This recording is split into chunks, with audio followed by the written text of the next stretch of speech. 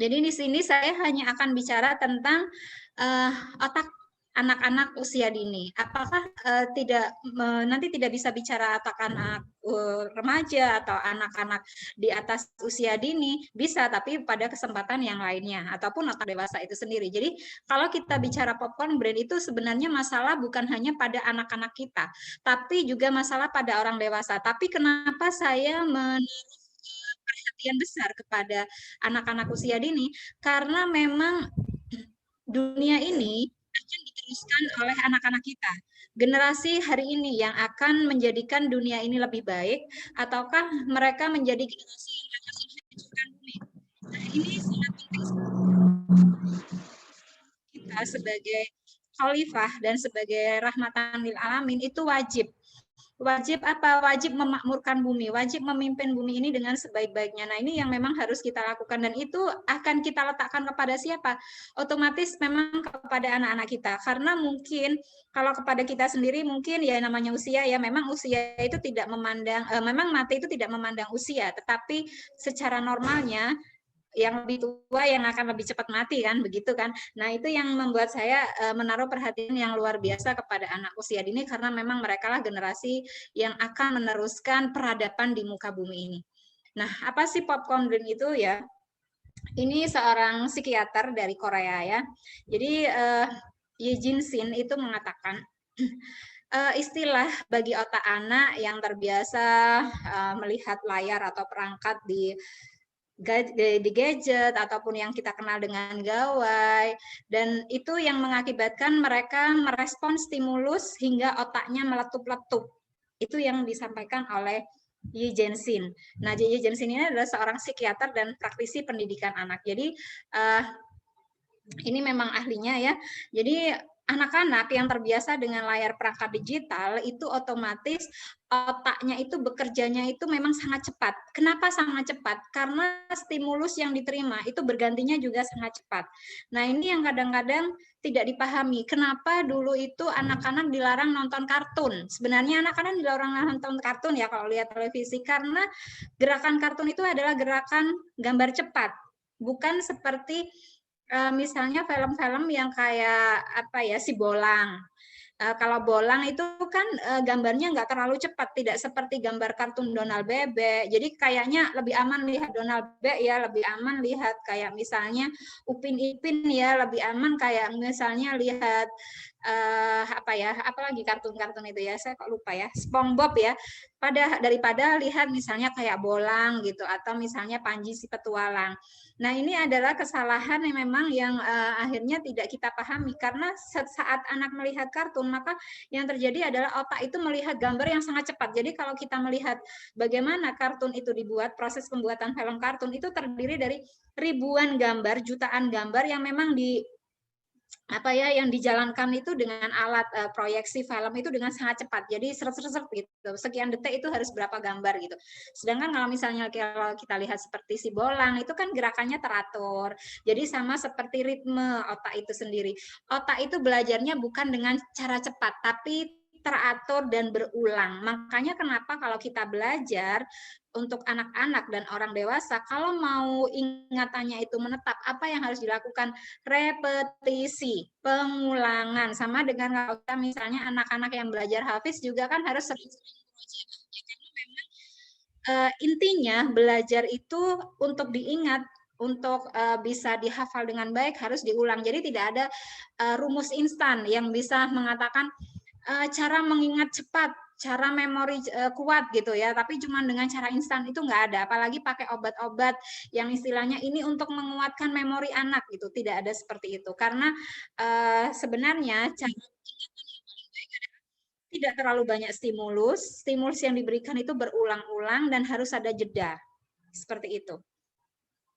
Nah, kemudian popcorn brain salah satu yang disampaikan oleh Profesor David Levy. Nah, ini beliau yang menyampaikan pertama kali memang popcorn brain itu adalah fenomena saat otak begitu terbiasa dengan stimulasi konstan ya, konstan dan multitasking elektronik.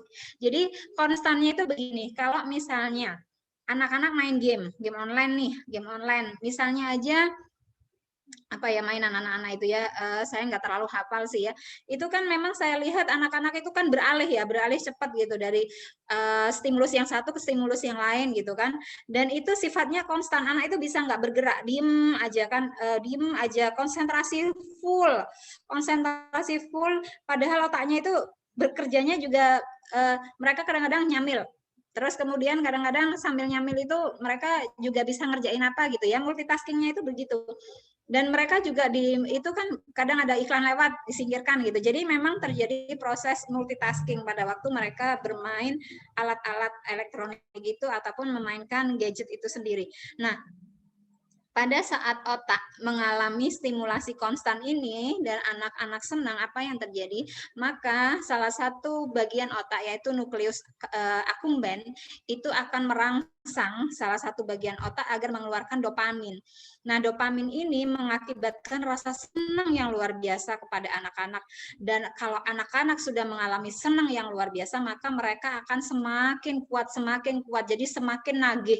Jadi itulah yang mengakibatkan dopaminnya kalau kurang banyak, mereka itu ketagihan, kecanduan, sama kayak efek narkoba. Jadi kalau sudah dikasih 1 gram, awalnya 0,1 gram, ternyata 0,1 gram kenikmatannya sudah berkurang nih, saya butuh 0,2, 0,3 sampai akhir 1 gram satu kali pakai gitu ya.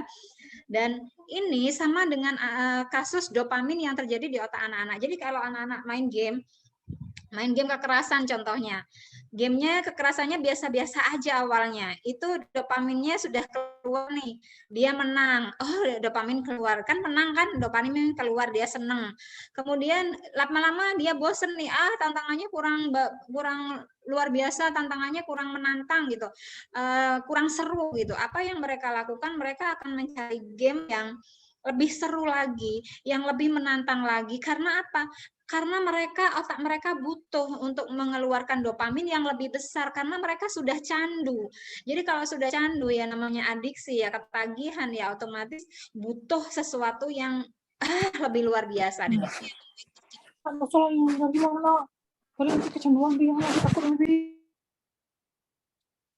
Nah, karena otak yang meletup-meletup seperti popcorn ini, maka apa yang akan terjadi? Karena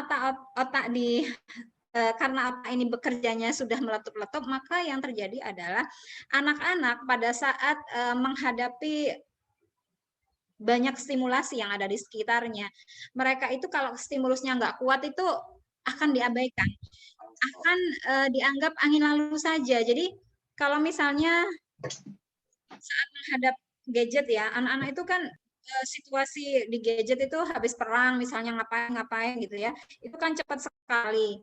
Maka apa yang akan terjadi di kehidupan nyata, jadi kalau misalnya dia dipanggil, adek sini gitu kan, dia itu kalau masih adek sini nggak dengar, karena diabaikan sama dia, bukan karena dia benar-benar nggak dengar tapi diabaikan karena stimulusnya nggak kuat. Tapi kalau sudah adek sini gitu, datanglah atau menghadaplah, itu bukan karena anak nggak dengar, tapi karena memang dia butuh stimulus yang kuat. Makanya kenapa anak-anak yang kebetulan saya punya rumah terapi nih, rumah terapi saya itu banyak anak-anak yang bermasalah karena gadget untuk perilakunya. Jadi akhirnya suka marah, suka bosen, kemudian tidak mau belajar, kemudian susah mencerna.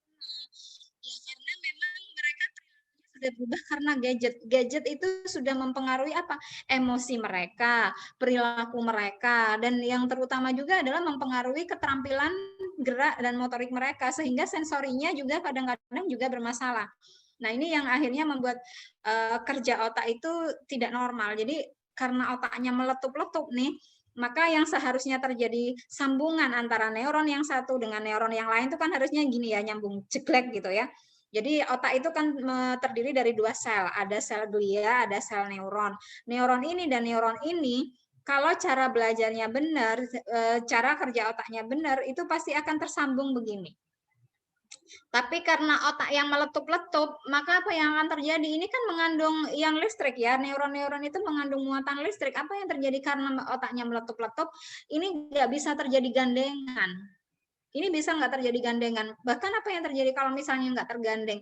Ya otomatis kalau tidak tergandeng ya tidak akan terjadi koneksi baru. Anak-anak tidak akan bisa belajar hal-hal yang baru dan hal ini mengakibatkan anak-anak kesulitan untuk belajar. Nah, itu yang harus dipahami. Jadi otak yang dalam kondisi meletup-letup itu ya. Jadi kan karena dia meledak sini ya karena jalannya otaknya nggak seiring ya karena harusnya kan pelan-pelan nyambung, pelan-pelan nyambung, pelan-pelan nyambung gitu kan cari jalannya tuh otak tuh neuron yang satu dan neuron yang lain. Tapi karena meletup yang sana, meletup yang sini, akhirnya neuron wiringnya pengkabelannya, instalasinya yang seharusnya dilakukan oleh neuron-neuron ini tidak terjadi karena saling meletup satu sama lain. Ini didekatin meletup sana, ini didekatin meletup sini. Nah, apa yang terjadi? Maka anak-anak itu kalau main, mereka itu mainnya ekstrim. Kadang-kadang mereka itu kalau melihat perang gitu, kalau perangnya itu nggak brutal, nggak mengerikan, kemudian pokoknya nggak menantang menurut mereka, pelangnya nggak seru, permainannya nggak seru, balapannya nggak seru, itu mereka nggak ada ketertarikan gitu. Karena apa? Karena sudah muncul sifat impulsif di dalam dirinya, sifat keterburu-buruan, sikap yang ingin semuanya cepat, ingin semuanya itu segera mungkin dilakukan, segera mungkin untuk selesai. Itu adalah otak impulsif ya. Jadi kalau misalnya kita ngajarin anak tuh, kalau misalnya dia sudah otaknya meletup-letup, kalau kita ajarin, nih contohnya, kita kasih flashcard. Ini gambar apa? Apel. Ada gambar apel, kemudian di bawah apel itu kan ada tulisannya apel. Kalau pakai dengan metode flashcard yang 1 detik dilihatin ke dia, kemudian ganti flashcard yang lain, kemudian ganti yang lain, apa yang terjadi? Bosen, gak bakalan dia tertarik. Apalagi kalau kemudian lihat buku yang warnanya kertasnya cuma putih, kemudian tulisannya hitam, udah tambah nggak menarik lagi. Apalagi dia masuk sekolah, ketemu papan tulis hitam, kemudian kapurnya putih, aduh tambah nggak menarik lagi. Apalagi gurunya juga kurang energik, kemudian mungkin gurunya sudah habis energinya, kemudian mungkin gurunya juga tidak punya metode belajar yang memang bisa menghidupkan suasana, tidak mengoptimalisasi sensorik motorik anak. Maka apa yang akan terjadi? Anak-anak itu akhirnya di kelas itu ngelamun, kalau nggak gitu bingung sama kegiatannya sendiri, kalau nggak gitu ya jalan-jalan, kalau nggak gitu ya tawaf di sekitar kelas ya sampai akhirnya lama-lama lempar jumroh. Itu yang terjadi pada anak-anak kita. Dan apa yang kemudian terjadi adalah anak-anak kesulitan untuk menangkap pelajaran-pelajaran di sekolah karena memang tidak ada konsentrasi.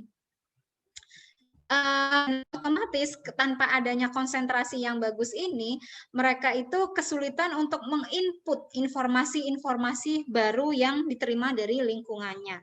Dan apa yang terjadi juga kalau misalnya anak-anak ini sudah terpapar pada stimulasi yang sangat kuat.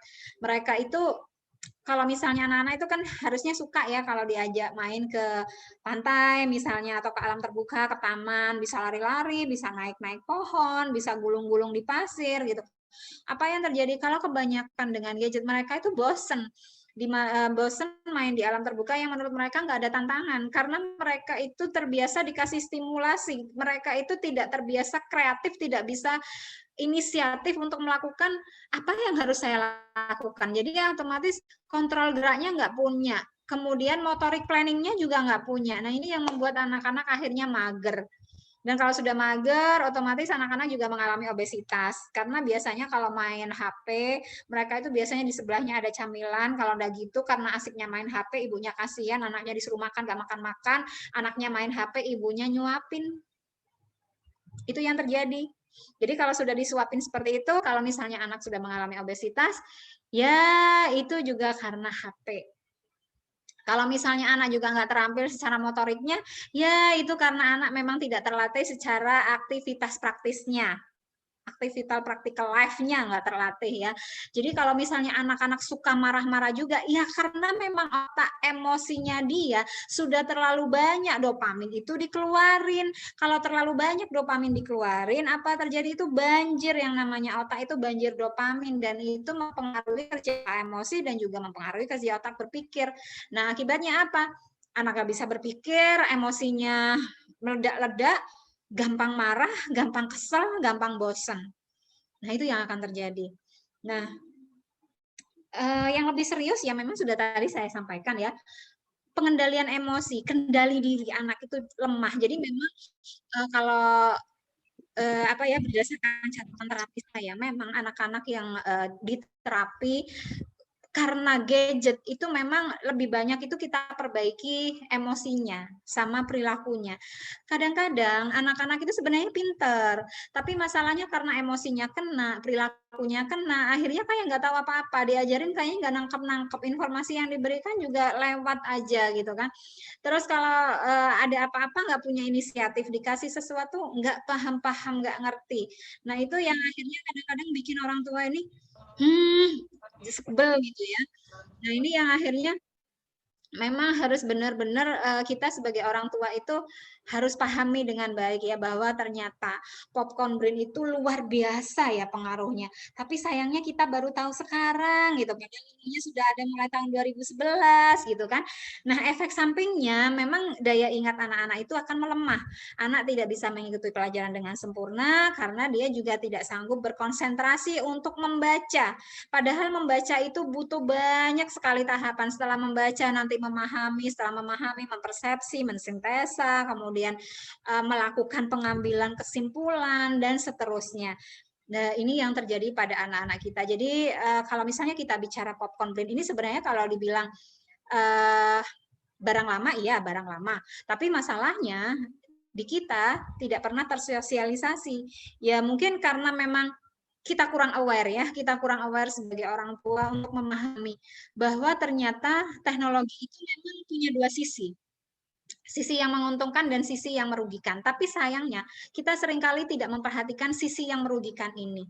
Dan yang perlu dipahami juga bahwa yang namanya teknologi, yang namanya alat, yang namanya barang itu kita pasti ya ada cara penggunaan, petunjuk pemakaian. Sayangnya orang tua hari ini itu kalau misalnya sudah kasih nih gadget sama anak, tidak kasih aturannya, tidak kasih cara menggunakannya seperti apa. Jadi pokoknya pakai aja, sama kayak kita beli sepeda motor atau beli mobil ya.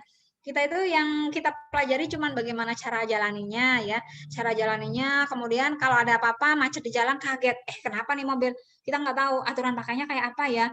Kalau sudah seperti ini apa yang harus saya lakukan dulu ya. Kemudian maintenance-nya seperti apa? Kita seringkali tidak membaca buku teknisnya. Ya sama seperti kita ngasih HP sama anak-anak kita, seringkali kita itu lupa bahwa pada waktu kita ngasih HP otomatis kita harus punya aturan main, kita harus tahu bagaimana HP ini digunakan, dan kita juga harus tahu batasan waktu yang diberikan pada waktu kita memberikan HP ini kepada anak-anak. Nah, kalau anak-anak kita sudah mengalami fenomena popcorn brain, maka itu akan menjadi sebuah tantangan yang luar biasa. Kenapa menjadi tantangan yang luar biasa? Karena hari ini dunia sedang menghadapi yang namanya VUCA. VUCA itu apa? VUCA adalah sebuah dunia dengan segala permasalahannya, dan VUCA ini adalah singkatan dari apa? Volatility, uncertainty, complexity, dan ambiguity. Volatility itu adalah semua terjadi begitu cepat, tidak seperti yang kita harapkan. Jadi dengan adanya pandemi saat ini itu kita nggak pernah bayangin nih bahwa akan terjadi pandemi, bahwa akan terjadi perubahan seperti ini. Kemarin-kemarin tuh yang namanya Giant, yang namanya Matahari, Sobi, dan lain-lain mungkin masih bisa berdiri dengan baik. Ternyata hari ini mereka mengalami ya namanya bangkrut ya, istilahnya seperti itu. Jadi semua perubahan itu terjadi dengan sangat cepat dan unexpected. Jadi memang tantangannya itu sangat cepat dan tidak terbayangkan gitu. Kemarin banyak perusahaan-perusahaan yang masih berdiri kokoh kemudian harus merumahkan para karyawannya karena ternyata tugas-tugasnya karyawan itu nantinya bisa tergantikan oleh tugas-tugas mesin.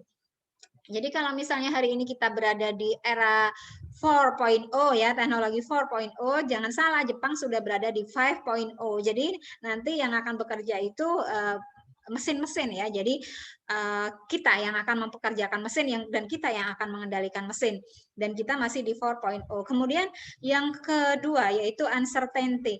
Jadi kondisi hari ini itu tergantung pada perubahan. Jadi nggak jelas gitu loh. ada yang dipahami, ada yang nggak dipahami. Tapi perubahannya itu kadang-kadang membuat kita itu seringkali ketakutan ya kadang-kadang. Jadi pada masa COVID luar biasa ya, bahwa yang mengalami depresi itu bukan hanya orang dewasa, tapi juga anak dan remaja, bahkan banyak juga anak-anak. Karena mereka tidak tahu apa yang akan terjadi dengan adanya COVID. Bagaimana masa depan saya? Bagaimana nantinya saya? Bagaimana kalau ini terus-menerus terjadi? Itu yang menjadi pertanyaan-pertanyaan yang luar biasa. Dan penelitian dari adanya dampak COVID-19 itu memang luar biasa. Semakin banyak anak-anak yang mengalami depresi dan juga stres, terutama stres diakibatkan oleh orang-orang terdekat anak-anak sendiri juga, karena memang di rumah kadang-kadang anak-anak itu mendapatkan kekerasan dari orang tuanya sendiri. Dan kemudian complexity. Jadi dunia saat ini tuh kompleks banget. Jadi banyak sekali faktor-faktor yang tidak pernah kita bayangkan. Jadi untuk memutuskan sesuatu itu harus mikirin begini, harus mikirin begini. Jadi nggak bisa lagi kalau misalnya, oh saya mau bangun pabrik, udah pokoknya pertimbangannya saya bangun pabrik di sini, lokasinya bagus, pasarnya bagus ini. Tapi ternyata saat ini kita nggak bisa hanya pertimbangan, oh lokasi bagus, ada pasar, ada bahan alam, ada sumber dayanya. Ternyata ada faktor-faktor yang lain, misalnya pesaing itu sendiri, kemudian kemampuan untuk marketing, kemudian iklan itu sendiri, kemudian entertain itu sendiri. Nah, faktor-faktor ini yang kadang-kadang banyak banget ya, kompleks gitu loh. Apa yang kemarin tidak terbayangkan itu terjadi hari ini, dan kemudian hari ini kita juga menghadapi ambiguity, yaitu too many unknowns. Jadi terlalu banyak tidak tahu, tidak paham apa yang sedang terjadi. Saya nggak ngerti. Itu yang terjadi hari ini. Jadi benar-benar ambigu ya, nggak jelas. Kenapa ya kok bisa seperti ini? Katanya COVID itu adalah sebuah konspirasi. Apa benar? Katanya COVID itu nggak perlu vaksin, apa benar gitu kan? Kita sendiri nggak tahu gitu. Ada yang bilang nggak perlu vaksin, tapi ada yang bilang perlu vaksin. Kalau vaksin nanti begini, kalau nggak divaksin begini, kita nggak tahu. Terus ada yang bilang anak-anak zaman sekarang itu nggak perlu sekolah yang sampai istilahnya sampai tinggi-tinggi, pokoknya didik aja jadi entrepreneur, mereka pokoknya bisa cari uang sendiri. Istilah apa ya, banyak sekali pendapat-pendapat yang muncul yang mengakibatkan ambiguitas ya. Bagaimana ya seharusnya ini ya gitu kan. Nah, ini yang membuat dunia ini benar-benar dalam situasi yang kompleks, membingungkan, dan juga menimbulkan kegalauan yang luar biasa. Ini menimbulkan kegalauan yang luar biasa ya Bunda, karena kita harus memahami bahwa dari prediksi dunia, dari prediksi bisnis bahwa tahun 2020 sampai 2030 akan ada sekitar 15 sampai 20 bidang pekerjaan yang akan tergantikan. Bahkan ada beberapa industri yang memang tidak bisa lagi dikembangkan, mereka akan bangkrut dan akan industri yang lain. Nah, ini adalah sebuah fenomena yang luar biasa. Nah, menghadapi dunia VUCA yang seperti itu, apa sih yang dibutuhkan anak-anak kita? Itu enak aja ya.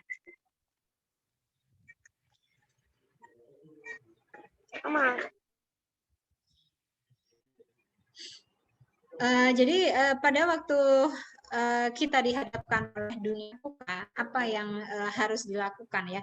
Ternyata VUCA itu sendiri menuntut ya, di dunia yang VUCA yang nantinya serba ambigu, yang serba kompleks, yang serba tidak menentu, dan kemudian gonjang-ganjing ya istilahnya ya, dunia yang gonjang-ganjing yang kompleks itu ternyata dibutuhkan banyak keterampilan. Salah satunya adalah komunikasi dan metakognisi.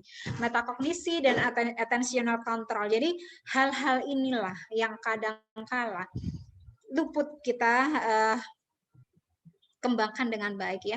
Jadi mungkin kita ngajarin anak-anak cara beradaptasi gitu ya. Tapi kadang-kala kita lupa bagaimana ngajari anak-anak kita itu untuk mengembangkan komunikasi yang baik gitu ya. Kemudian mungkin kita mengajari anak-anak itu untuk mengembangkan intuisinya.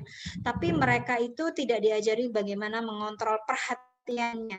Dan apa yang harus dilakukan memang adalah orang tua pada saat mengasuh anak-anak maka harus melakukan beberapa tindakan, yaitu observasi, kemudian melihat orientasinya seperti apa, kemudian putuskan dan buat sebuah tindakan nyata untuk anak kita itu mau diapakan, mau dikemanain gitu kan. Nah, ini yang harus benar-benar harus kita pahami dengan baik. Dan kalau kita sudah tahu ini, karena saya tadi sudah ngomong ya di depan. Hari ini batasan masalahnya adalah tumbuh kembang anak usia dini, terutama di tumbuh kembang otaknya. 3 tahapan perkembangan kecerdasan.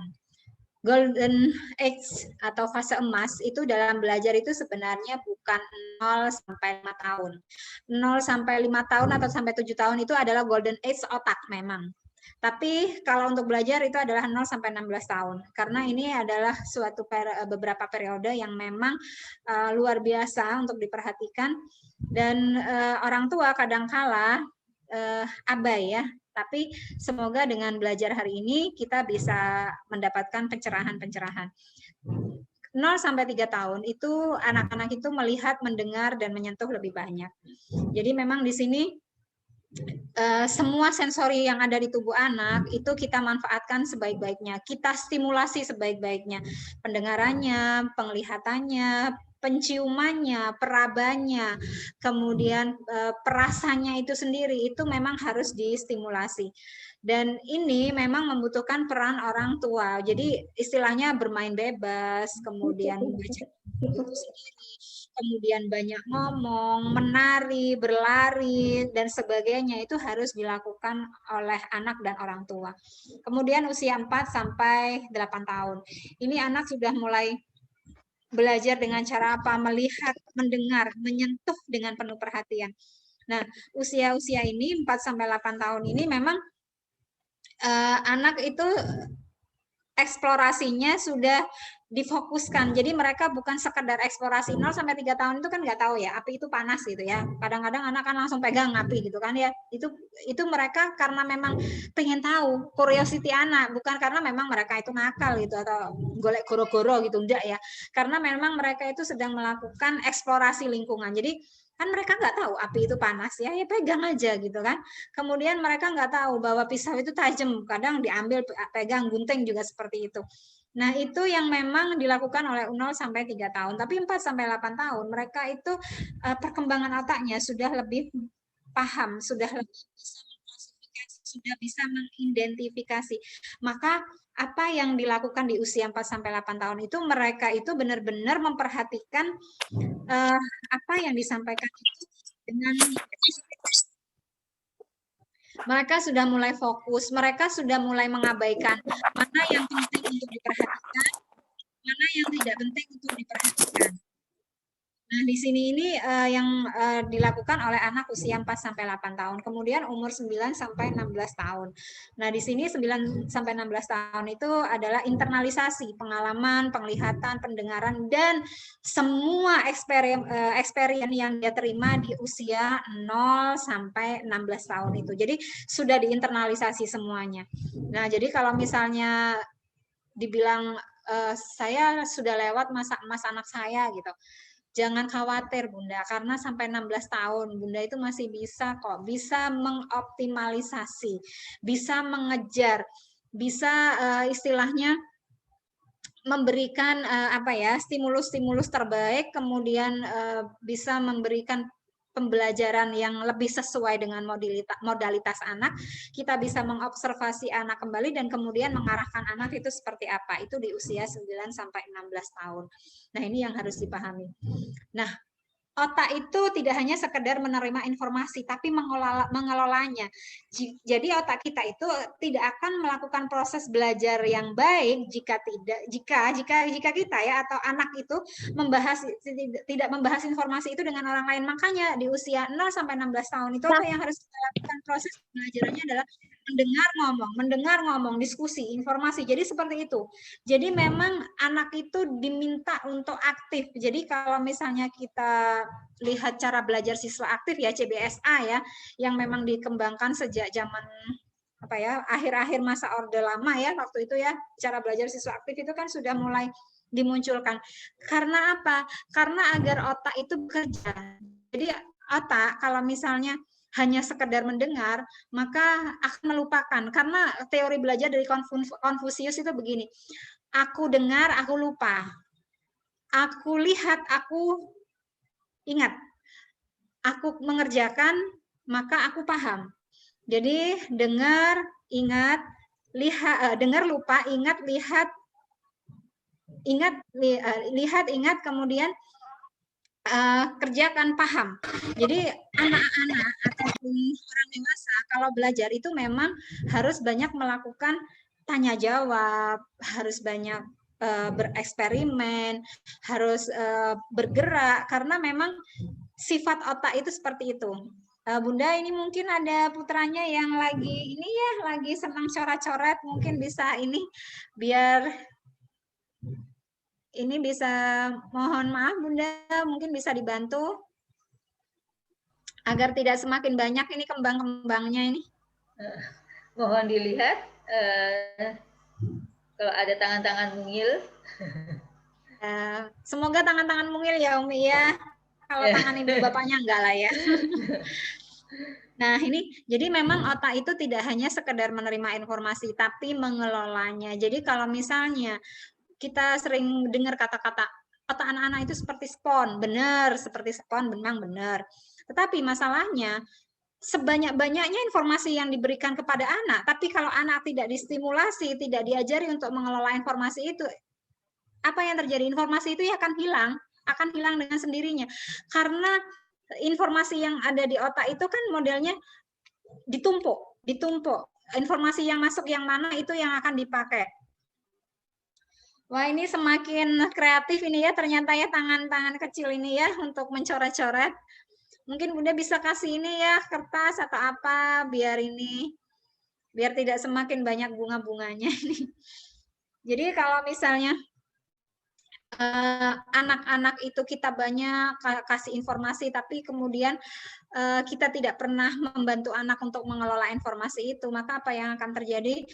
Maka informasi yang ada itu hanya menumpuk saja gitu, hanya menumpuk dan hanya menjadi tumpukan-tumpukan memori yang mungkin kadang-kadang disimpan di dalam hipotalamus atau hipokampus ya, dalam lemari otak itu, dalam tumpukan-tumpukan yang nggak jelas gitu loh. Kalau kita kemarin ingat belajar tentang berbenah ya, kata Umi Konita, kalau otak ini kita ibaratkan lemari, maka di lemari otak itu akan banyak informasi-informasi, tapi informasinya ini ketumpuk gitu. Kadang-kadang kita itu sulit mencari informasi yang kita butuhkan saat kita butuh, karena memang informasi yang masuk ini tidak ditata gitu. Mana yang penting, mana yang nggak penting, mana yang menjadi prioritas, itu nggak ditata dengan baik. Maka kan yang terjadi adalah saat kita harus merecall kembali nih, aduh kok lupa itu banget benar-benar lupa gitu, karena memang tidak tersimpan dengan baik.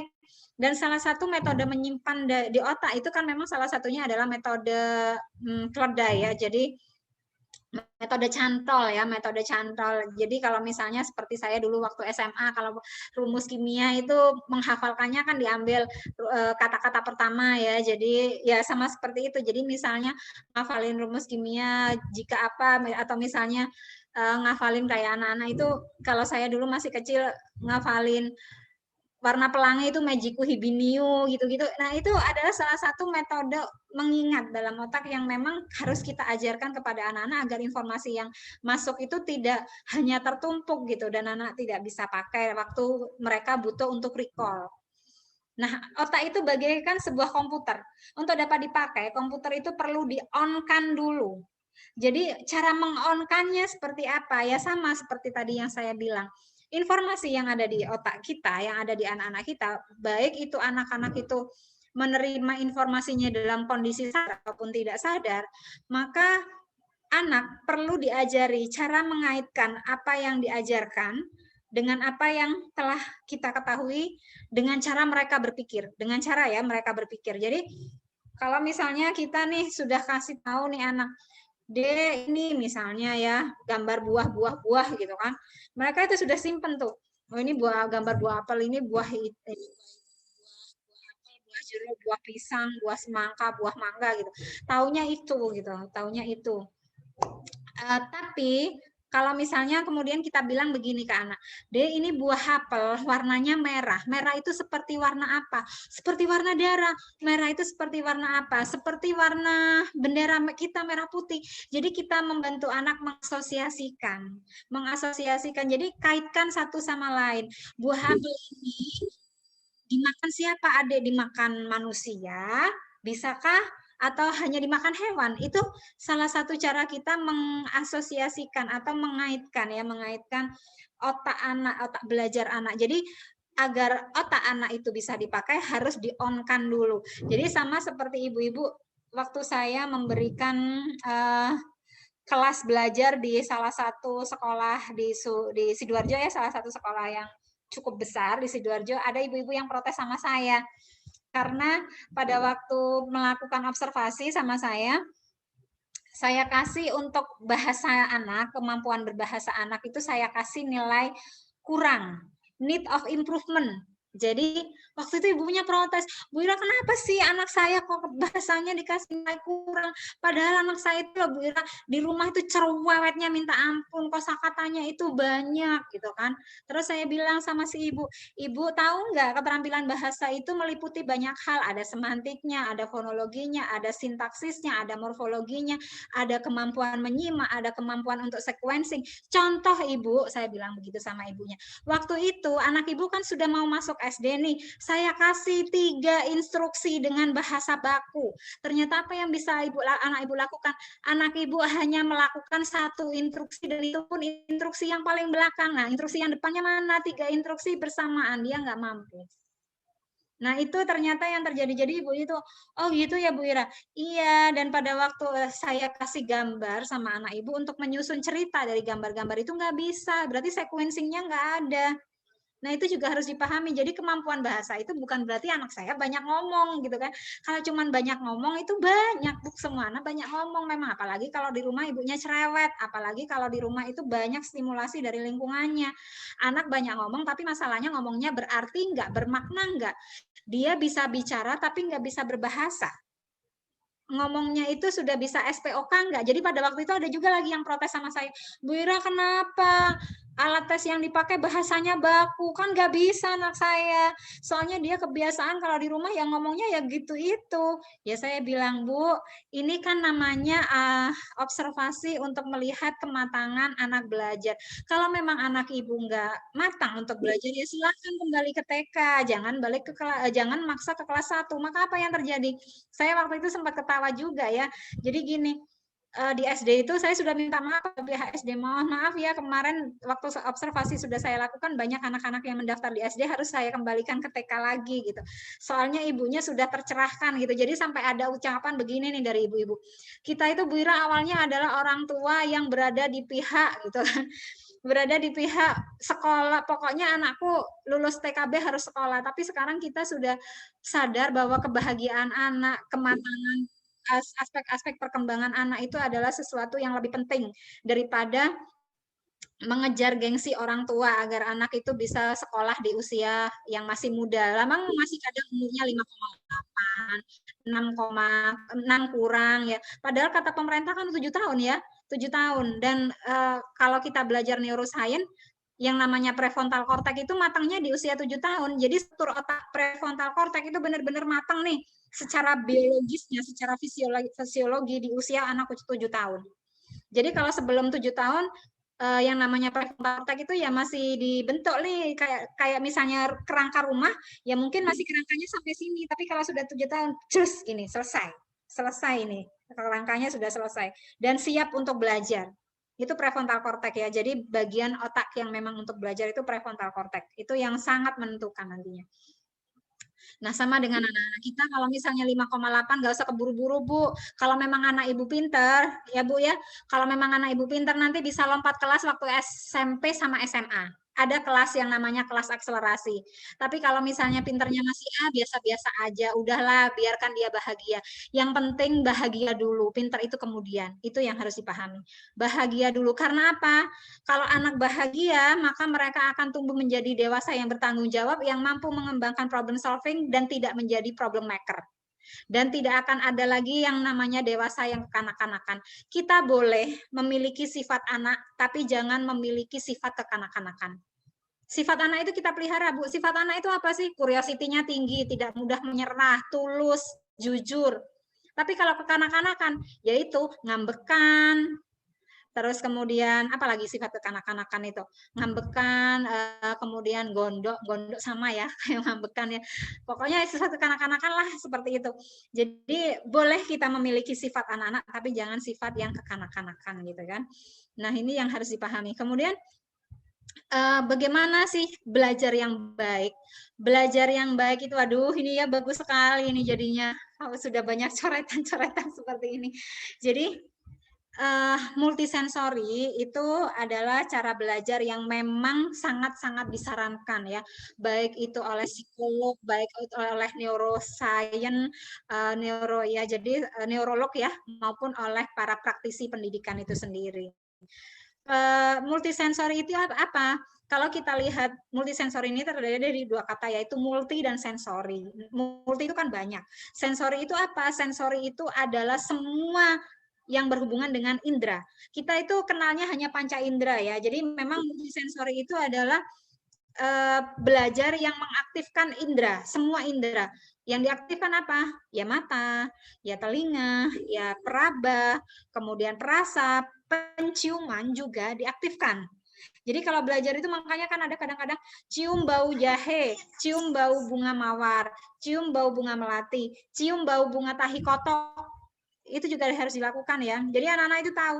Jangan sampai nih anak-anak sampai umur 7 tahun, 8 tahun belum bisa mencium bau. Saya pernah punya salah seorang pasien saya, umur 8 tahun ternyata baru dia bisa bau kentut. Mohon maaf ya, tapi memang itu yang terjadi. Jadi waktu itu saya tanya, Ibu untuk perkembangannya seperti apa gitu? Oh normal Bu Ira, semuanya normal gini kan. Akhirnya saya teliti lagi di mana ya sebenarnya ya bermasalahnya dia dalam merespon suatu stimulus, merespon suatu informasi yang diberikan, kok dia itu sering lost, sering hang gitu. Ternyata apa yang saya temukan akhirnya, Allah ternyata dia ibunya baru ngomong, dia baru bisa cium bau itu Bu Ira di umur 8 tahun. Dia itu baru bisa bisa tahu ini bau busuk apa enggak itu di usia 8 tahun. Langsung saya itu gimana ya? Saya itu antara gitu ya Bu ya gitu. Dan ibu baru menyadari, iya gitu. Karena anak saya juga baru menyadari gitu. Dan ibu tahu nggak bahwa yang namanya indera penciuman itu adalah indera yang memang sangat mempengaruhi kecerdasan. Jadi apa yang terjadi kalau misalnya indera penciumannya itu tidak bagus, maka otomatis intelektual anak itu juga optimalisasinya nggak terlalu bagus. Jadi bersyukurlah kalau misalnya kita itu punya penciuman yang tajam. Jadi saya bersyukur sekali ya gitu. Ternyata waktu saya lihat, ya ternyata memang indera penciuman itu adalah salah satu indera yang memang dia itu dibilang primitif, yang paling primitif gitu. Tapi dia sangat mempengaruhi kecerdasan. Wah itu luar biasa gitu ya. Saya itu belajar itu baru tahu ya sekitar 2 tahun yang lalu ya, karena saya dapat pasien itu. Jadi memang praktis makes perfect itu memang luar biasa. Jadi kalau sering kita berlatih, kalau kita sering praktek itu kita akan dapat gitu, akan dapat hal-hal yang memang kadang-kala kita nggak mikir, oh iya ya ternyata ya gitu ya. Bahkan saya itu karena saya praktek lah juga saya memiliki dua anak terapi, yang satunya itu makan busa kursi, yang satunya makan tembok, remahan tembok. Jadi seperti itulah. Jadi kalau misalnya dibilang di sini sensori itu apa? Sensori itu adalah segala hal yang berhubungan dengan indera, terutama panca indera. Kalau kita bicara sensori, maka ada 8 sensori dalam tubuh manusia, tetapi memang yang bisa kita lihat, yang itu memang sangat mempengaruhi belajar untuk saat ini adalah yang masih bisa terlihat ya, panca indera itu sendiri. Sedangkan indera yang lainnya yaitu proprioseptik, vestibular, dan interoception, itu memang tidak bisa dilihat, tapi bisa dirasakan oleh anak. Dan yang namanya proprioseptik, vestibular, dan interoception ini sangat mempengaruhi sekali kemampuan motorik anak, kemampuan kognitif anak juga, dan juga bahkan sampai mempengaruhi pada emosinya. Jadi kalau di sini ibu-ibu sama ayah-ayah di sini mau ngajari anak, maka apa yang harus dilakukan? Lakukan pendekatan secara multisensori. Jadi kalau misalnya mau ngajarin tentang buah apel, jadi ya pegang tuh yang namanya apel. Ini deh namanya apel, ayo digigit rasanya seperti apa. Nah, itu kan dirasa ya. Kemudian dielus tuh apel itu kulitnya halus apa enggak, terus warnanya ya dicium, baunya wangi apa enggak, kan wangi bau apel itu ya. Nah, itu adalah cara-cara kita untuk mengaktifkan sensori anak. Jadi kalau belajar begitu. Jadi kalau misalnya anak belajar bikin huruf A, jangan hanya ditulis A gitu, atau hanya ditunjukkan ini A gitu ya, A gitu kan. Anak sampai kadang-kadang lupa. Tadi sudah diajarin, sekarang lupa lagi gitu, padahal barusan gitu kan. Maka ngajarinya kasih, ini huruf A deh, ayo ditulis di pasir nih, huruf A itu kayak gini. Jadi memang ditulis hurufnya begini, ditulis di pasir. Kemudian dibayangkan deh huruf A itu begini, jadi tangannya anak dipegang sambil dibayangkan, oh kalau nulis A itu begini, diucapin deh A. Ada angin yang keluar nggak? Oh nggak ada. Mulutnya seperti apa? Dipegang mulutnya seperti apa? Jadi memang apa ya Bun ya, semua sensori itu harus terlibat kalau memang ngajarin anak itu bisa diingat dengan baik. Nah, ini saya akan bicara tentang otak belajar. Nah, ini yang luar biasa sekarang. Karena saya bicara tentang otak belajar anak usia dini, maka saya tidak akan menerangkan banyak, saya hanya akan menerangkan beberapa. Jadi otak, kalau kita bicara otak. Otak itu kalau menurut Triune Brain, jadi ada banyak teori tentang otak. Salah satunya adalah teori Triune Brain. Triune Brain itu membagi otak itu menjadi batang otak, kemudian otak emosi itu sendiri, dan otak berpikir. Jadi ini yang biasa banyak dipakai oleh umum ya. Jadi batang otak, otak emosi, otak berpikir. Jadi ada batang otak, ada sistem limbik, ada kortek, sistem kortek ya. Nah, ini yang paling banyak dipakai. Tetapi hari ini saya akan lebih mengkhususkan lagi untuk bicara otak mengenai bagian-bagian otak yang sangat berpengaruh pada fungsi belajar. Ada frontal lobes, atau kita kenal sebagai lobus frontal. Lobus frontalis ya, kalau orang Indonesia ngomongnya lobus frontalis. Lobus frontalis ini adalah salah satu lobus yang memang fungsinya untuk apa? Untuk mengatur kemampuan berpikir tingkat tinggi. Jadi di sini ini kalau critical thinking, kemudian high thinking, complexity thinking itu ada di frontal lobe. Jadi ini adalah lobus frontalis, dan lobus frontalis ini sangat luar biasa karena dia banyak sekali mengatur fungsi-fungsi yang ada di dalam tubuh, termasuk kontrol diri dan kontrol perasaan itu juga diatur oleh frontal lobes. Kemudian bagaimana kita menalar, bagaimana kita berpikir, kemudian bagaimana kreativitas itu dibentuk, kemudian bagaimana mengembangkan problem solving, kemudian bertindak, kemudian memotivasi, melakukan planning, itu diatur oleh frontal lobes. Jadi dipahami ya Bunda, ini frontal lobes. Umu Sofa mungkin bisa ini ya, putranya atau siapa ini yang lagi main-main. Jadi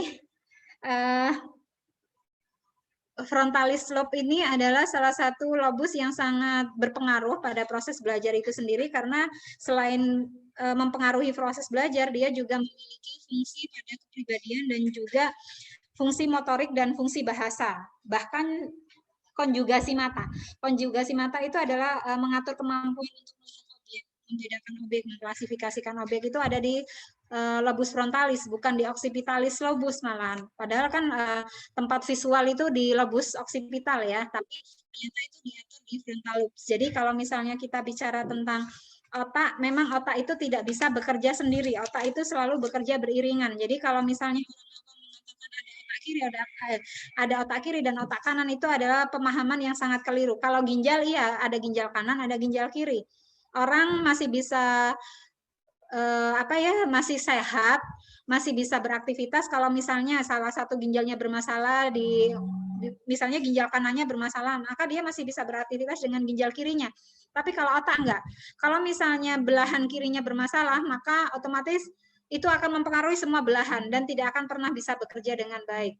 Jadi kalau otak kita bicaranya bukan otak kanan, otak kiri, tapi belahan kiri, belahan kanan. Karena belahan kiri dan kanan itu ada kabel-kabel yang saling terhubung satu sama lain, dan ada beberapa yang memang ada di belahan kiri dan kanan. Jadi memang seperti itu. Kemudian kalau kita bicara tentang frontal lobes ya, tadi kita bicara tentang frontal lobes, fungsinya banyak untuk kognisi, kemudian untuk kepribadian itu sendiri, konjugasi mata, kemudian fungsi motorik juga, kemudian dia mengatur fungsi bahasa juga. Maka yang kedua adalah parietal lobes.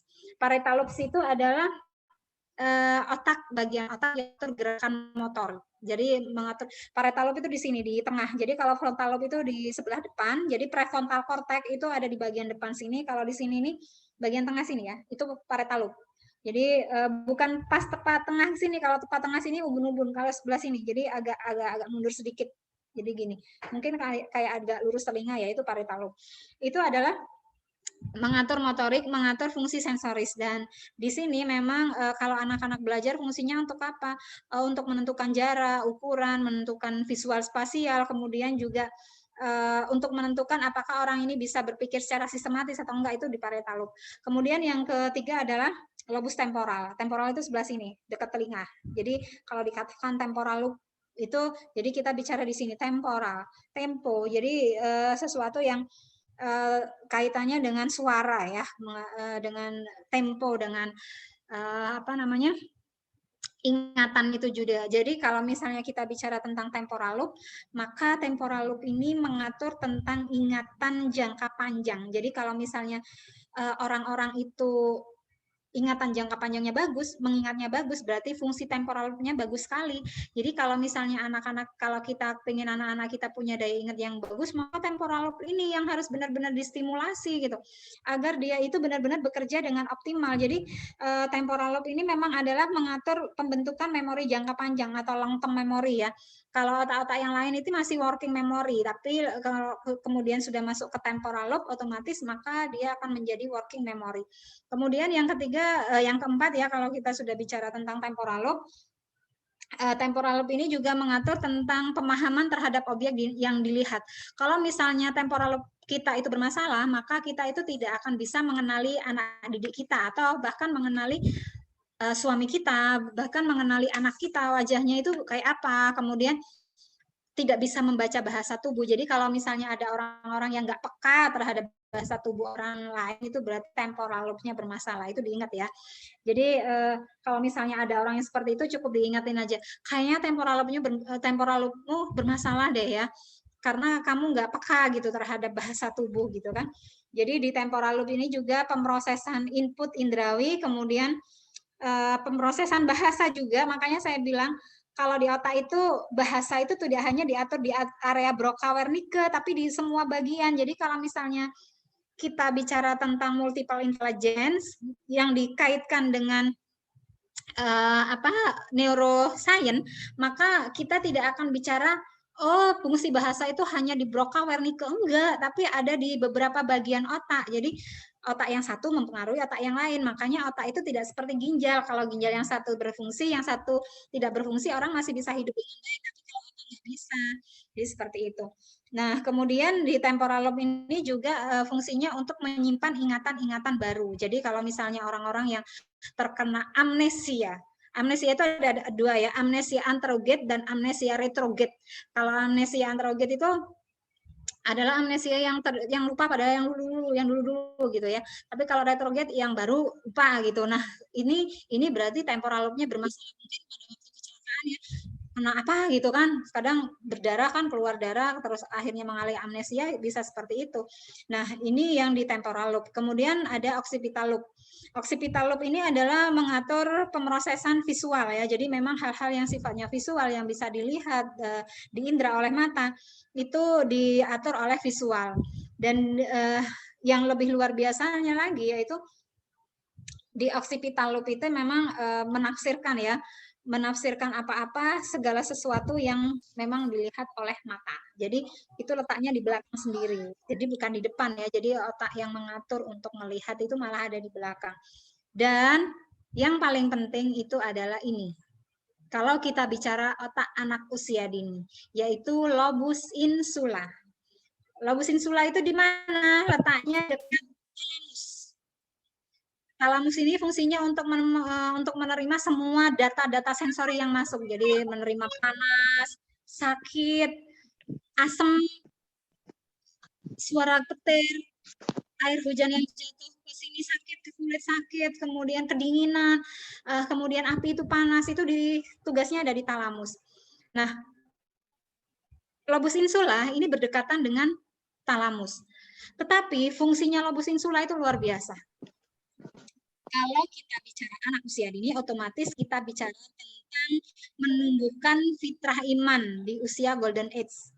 Jadi kan saya sudah bilang ya tadi ya, anak-anak usia dini itu belajarnya itu bahagia dulu, pinter kemudian. Imannya dulu dibentuk dengan baik, imajinasinya yang positif, imajinasi yang tentang Allah, tentang Rasulullah, tentang keindahan, tentang alam itu harus dibentuk dengan baik dulu, baru kita akan belajar tentang yang lain. Itu anak usia dini. Dan yang paling berpengaruh pada anak usia dini adalah lobus insula. Kenapa lobus insula? Lobus insula itu adalah sebuah bagian otak yang berperan terhadap suatu keyakinan. Keyakinan, kemudian di waktu itu, cara aktivasi lobus insula itu bagaimana caranya, Dok?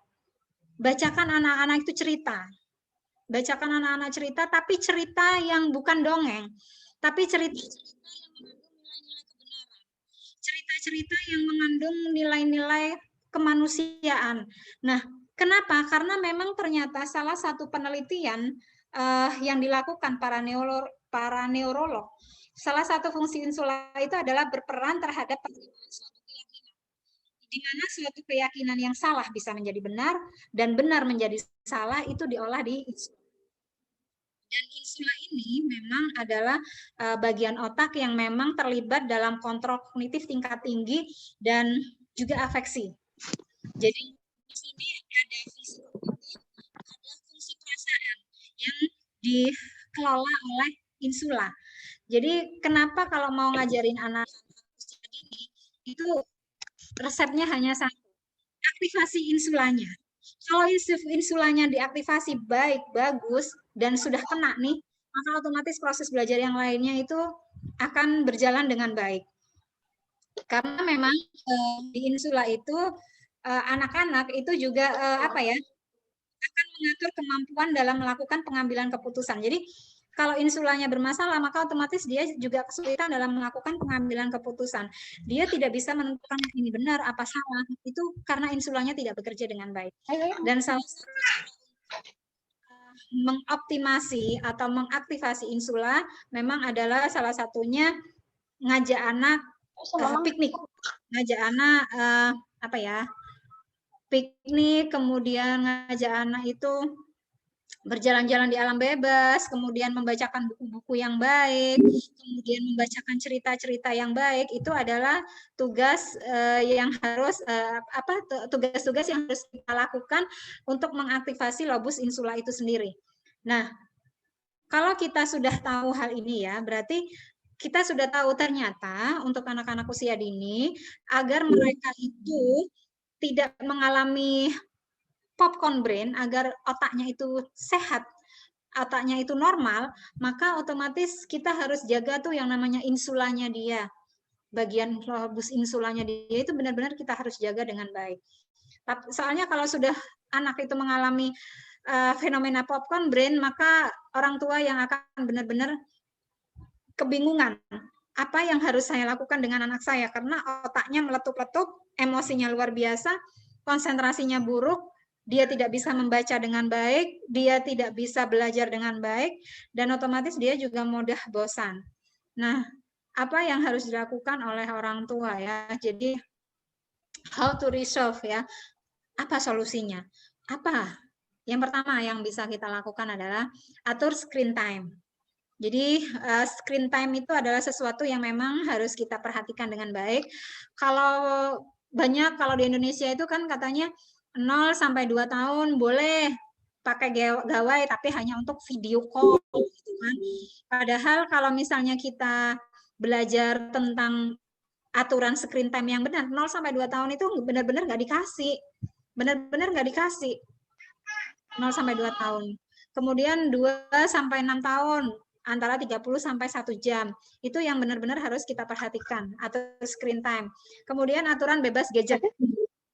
Beri aturan bebas gadget. Di mana? Misalnya, kalau saya dengan anak-anak saya kan misalnya kalau di meja makan, kemudian di rumah orang, kita lagi bertamu, taruh itu gadget, nggak boleh dipegang. Bukan nggak boleh dipegang, maksudnya nggak boleh dimainin ya, dipegang kan nggak apa-apa ya, mau cuma dipegang gitu kan. Kalau nggak dipegang gimana gitu kan. Jadi aturan bebas gadget itu di mana lagi? Mungkin misalnya pada waktu jalan-jalan, kita lagi ngobrol bebas, lagi enak-enak main, punya waktu apa ya, family time bareng, taruh gadget, jangan sampai terganggu oleh gadget. Itu aturan bebas gadget itu harus. Jadi kita punya waktu free time, no gadget gitu. Sama kayak saya ataupun ibu-ibu, kapan sih kita itu no gadget itu kapan? Karena popcorn brain itu tidak hanya terjadi di anak-anak, tapi juga pada orang dewasa. Kemudian untuk anak-anak bermain outdoor dan indoor. Jadi tadi saya bilang ya, anak-anak itu butuh gitu untuk bermain panas-panasan, main kotor-kotoran, jatuh dari pohonnya jangan tinggi-tinggi pohonnya, pokoknya Bu, nggak apa-apa.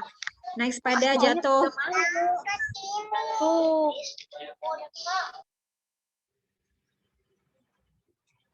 Jadi ini yang memang harus kita pahami, bahwa anak-anak kadang-kadang harus bisa merasakan gimana sih rasanya jatuh, gimana sih rasanya lari kemudian kepleset, kemudian jatuh, sakit enggak gitu. Itu memang harus dirasakan oleh anak-anak.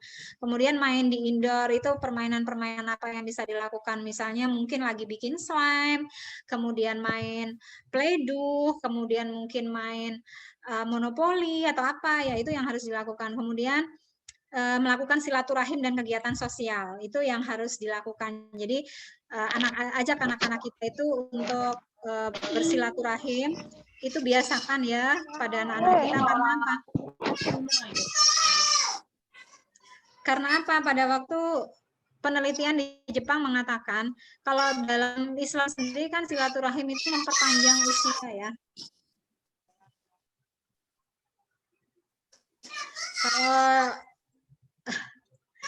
Kalau di Islam sendiri kan sudah ada ininya. Bisa di-unmute ya ibu-ibu yang belum unmute ini mungkin. Ya, terima kasih.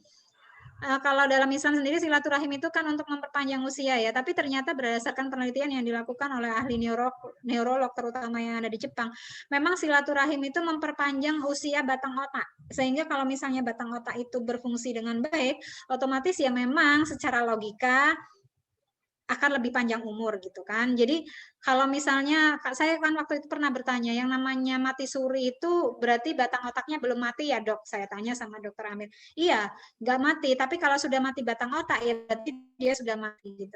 Jadi meskipun ada orang koma, selama batang otaknya itu berfungsi dengan baik, maka dia belum mati. Jadi itu yang harus dipahami. Jadi salah satu fungsi silaturahim itu adalah memperkuat batang otak, dan batang otak itu akan sangat mempengaruhi fungsi sensori dan motorik kita. Jadi kalau misalnya kepingin sensori motorik anak-anak kita juga baik dan kita juga bagus juga, ya lakukan silaturahim dan juga lakukan kegiatan-kegiatan sosial. Ini sudah ada yang raise hand ya, sebentar ya Bun ya, saya selesaikan sedikit aja. Kemudian baca buku. Gitu kan, baca buku. Nah, untuk anak-anak usia dini memang kita itu harus rajin ya membacakan buku. Dan karena ini adalah salah satu kegiatan yang disponsori oleh Sigma Daya Insani, maka saya akan menyampaikan salah satu buku yang memang cukup direkomendasikan ya, Ya nanti ibu-ibu kalau misalnya tertarik pada bukunya boleh menghubungi pengundang, tapi kalau nggak tertarik juga nggak apa-apa. Jadi di sini saya hanya mengenalkan salah satu buku yang memang memiliki fungsi yang cukup bagus untuk menggantikan gadget anak-anak. Ini bukunya kebetulan saya sudah dapat kirimannya, jadi saya tunjukkan aja ya sama ibu. Ini adalah buku Ada Allah di Rumahku, bisa dilihat ya. Ada Allah di Rumahku ini ternyata diklaim oleh pengembangnya sebagai salah satu buku multiplatform.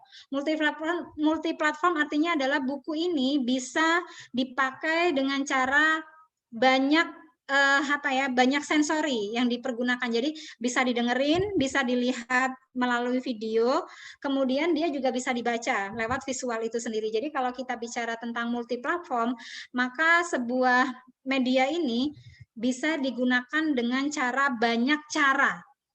Dan kenapa dikatakan multiplatform? Ya karena memang di sini ternyata nanti ada videonya yang bisa dilihat, ada audionya yang bisa didengar. Dan selain itu, anak-anak kan biasanya main gadget ya, main gadget. Ini salah satu yang saya bilang bisa menggantikan gadget. Kenapa? Anak-anak kan lihat gambar ya, lihat gambar bergerak, lihat suara, bukan lihat suara tapi mendengar suara, melihat warna-warni. Nah, pada waktu kita membacakan buku ini sama anak-anak dan menyetelkan videonya, maka otomatis anak-anak itu juga seolah-olah bermain dengan gawainya. Seolah-olah anak itu bermain dengan gawainya, dan ini memang salah satu alternatif ya, daripada anak kita kasih gawai, nggak ada artinya, nggak ada informasi yang yang cukup untuk diambil oleh anak, mending kasih buku ini. Apalagi bisa lihat videonya. Karena videonya itu luar biasa. Ternyata videonya itu di sini ini mendidik tentang apa? Tentang ketauhidan itu sendiri. Kan tadi sudah saya bilang ya, anak usia dini 0 sampai 7 tahun itu memang yang harus ditumbuh kembangkan adalah fitrah iman. Jadi kalau misalnya kita setel video ini, anak-anak itu kan yang dilihat akhirnya sambil belajar ya, oh mereka menumbuhkan fitrah imannya juga, terus yang dilihat itu bukan sesuatu yang nggak ada gunanya, tapi memang ada gunanya. Nah ini luar biasa memang buku ini. Cuman sayangnya anak-anak saya sudah besar, kalau misalnya anak saya masih kecil ya saya akan beli, tapi saya beli ini. Saya beli karena saya pakai untuk anak-anak yang terapi di tempat saya. Karena memang ada beberapa anak yang memang harus terapi remedial, ada beberapa anak yang memang harus terapi perilaku, maka saya pakai buku ini. Jadi di sini ini selain menstimulus penglihatan anak, menstimulasi pendengaran anak melalui videonya, maka anak-anak di sini juga menstimulasi motoriknya, motorik kasarnya, dan mereka juga menstimulasi taktilnya. Menstimulasi taktil, menstimulasi motorik halusnya, yaitu pada waktu anak-anak itu membuka, ini menstimulus motorik halus ya pada waktu membuka jendela ya. Jadi buku ini adalah buku yang bisa dilihat jendelanya, ada jendelanya. Dan ini berguna nantinya untuk keterampilan pitching anak-anak, yang mana keterampilan pitching ini nantinya dibutuhkan anak pada saat mereka harus belajar nulis. Jadi memang kalau misalnya daripada kita beliin gadget buat anak-anak, harga gadget sekitar 3 jutaan tuh ayah bunda. Kalau ini nggak sampai 2 juta, nggak sampai 2 juta.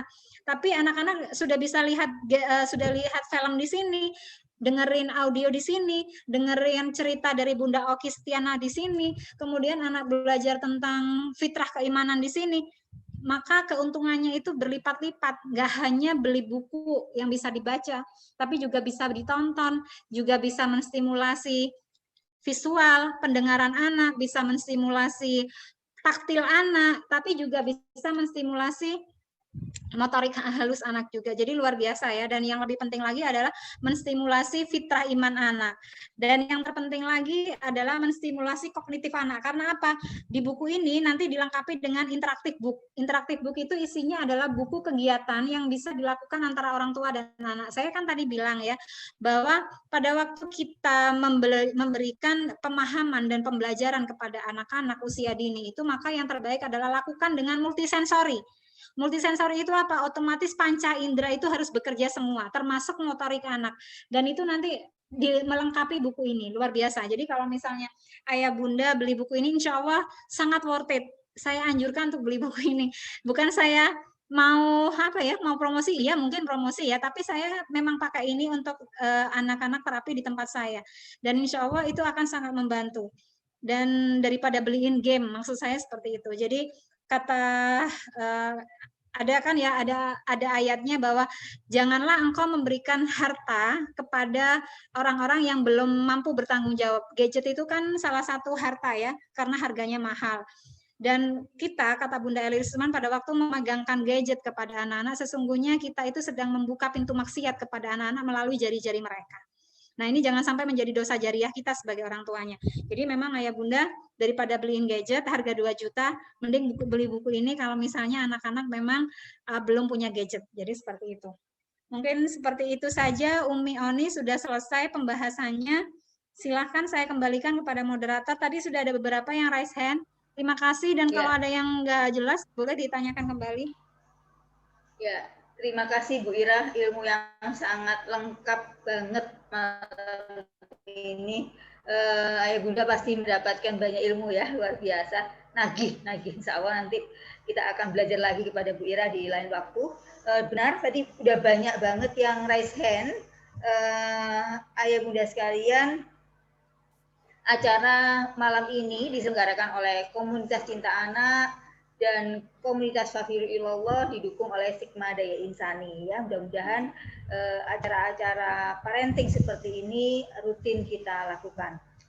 Tadi ada saya catat beberapa yang raise hand. Yang pertama adalah Ibu Dwi Astuti. Silahkan boleh Bu, tapi tadi ya ada batasan pertanyaan ya. Kita pembahasannya adalah masalah anak usia dini. Jadi tolong pertanyaannya sebatas itu, tidak di luar dari itu.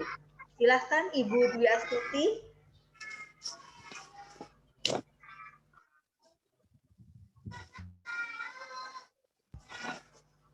Apakah masih ada Ibu Dwi Astutinya? Kalau belum ada, tadi yang ada belum? Oh ya, silahkan Bu.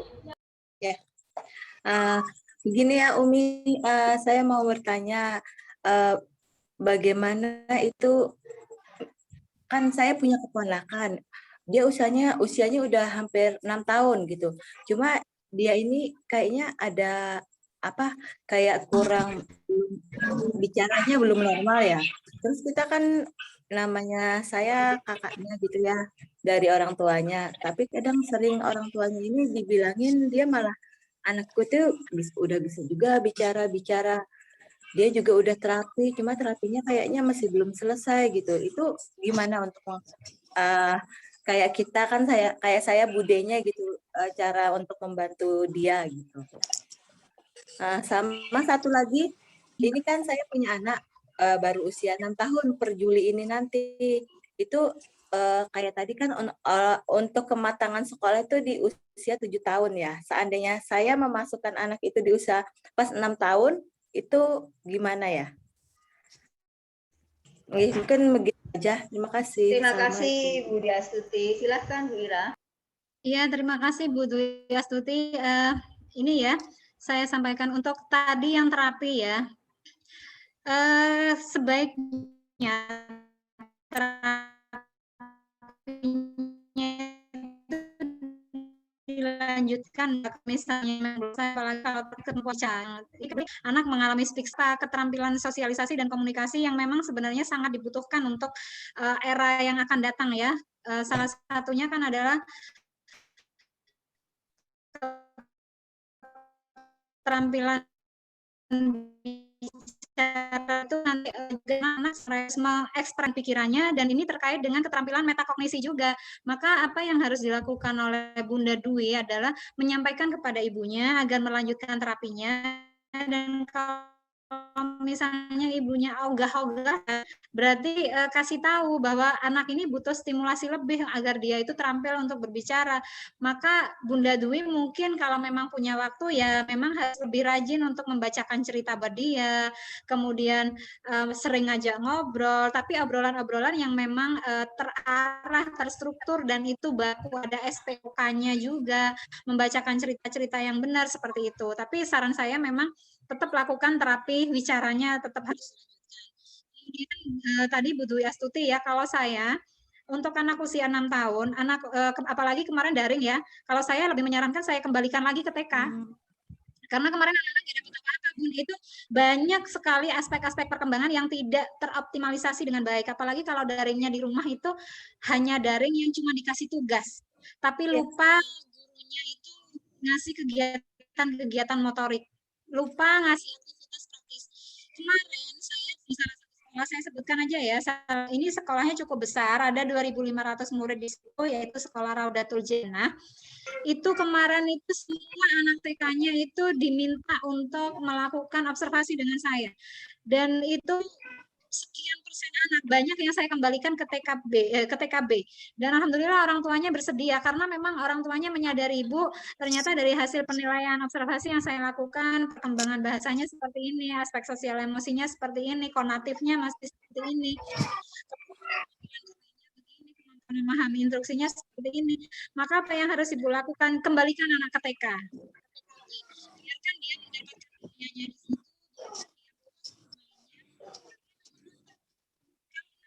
Saya tadi bilang ya, prefrontal cortex itu belum selesai Bu dibangun. Jadi kalau misalnya kayak ini bangun rumah, dia itu mungkin masih di bagian temboknya, belum bangun ini loh, kerangka atapnya belum. Jadi kasihan. Jadi kalau misalnya kita itu mau bersadar sebagai orang tua, kita jangan egois ya. Jadi orang tua, kata Bunda Eli Risman, apa sih yang diharapkan dengan menyekolahkan anak terlalu muda? Kalau memang anak kita pintar, nanti itu akan mengejarnya pada waktu SMP dengan cara dia masuk kelas akselerasi. Tapi kalau masih di usia dini, maka syaratnya hanya satu, rumusnya itu hanya satu. Bahagia dulu, pintar kemudian. Itu Bunda. Karena kalau dia sudah bahagia, insya Allah otaknya berkembang dengan sangat luar biasa. Karena salah satu prinsip belajar itu adalah harus senang, nyaman, dan santai. Itu yang diajarkan guru saya, Dr. Kusditi. Begitu ya Bunda Dwi. Semoga Bunda Dwi punya keikhlasan yang luar biasa untuk mengembalikan lagi. Nggak apa-apa Bunda, itu nggak akan mempengaruhi emosi anaknya juga enggak. Terima kasih Bunda. Saya sami-sami. Ya luar biasa ya, anak-anak usianya lebih itu justru ini Bu ya, akan cenderung jadi pelopor ya daripada kalau yang kecil justrunya jadi pengekor ya. Iya, lebih matang Umi, lebih matang, dan juga selain kepercayaan dirinya juga lebih bagus, tanggung jawabnya bagus Umi. Lebih bagus. Iya betul. Karena SD harus lebih banyak hal yang nggak hanya sekedar dia bisa secara kognitif ya, tapi banyak tanggung jawab yang lebih. Tadi ada yang raise juga Bu Siti Juhairia dari Palangkaraya sepertinya. Silahkan Bu dosen.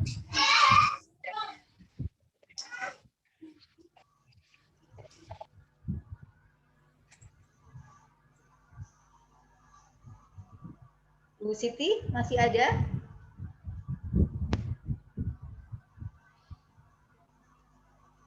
Tadi ada yang raise hand ya. Bu Siti, nih suaranya hilang ya. nih. Bu Siti masih ada kah?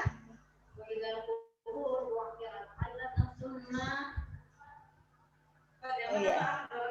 Kalau nggak ada, lanjut Bu Mona tadi sepertinya raise hand juga. Silakan Bu Mona.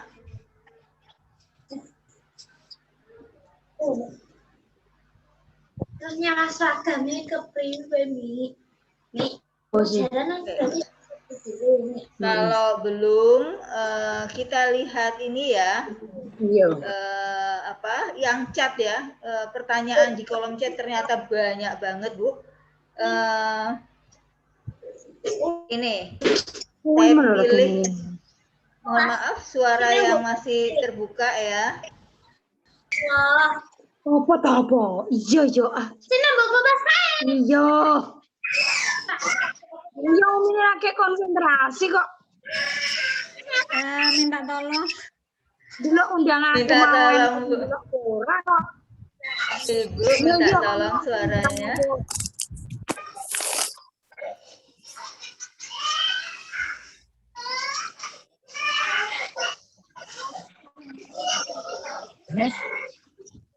Ya, mohon maaf, Ayah Bunda bisa di mute dulu ya suaranya ya.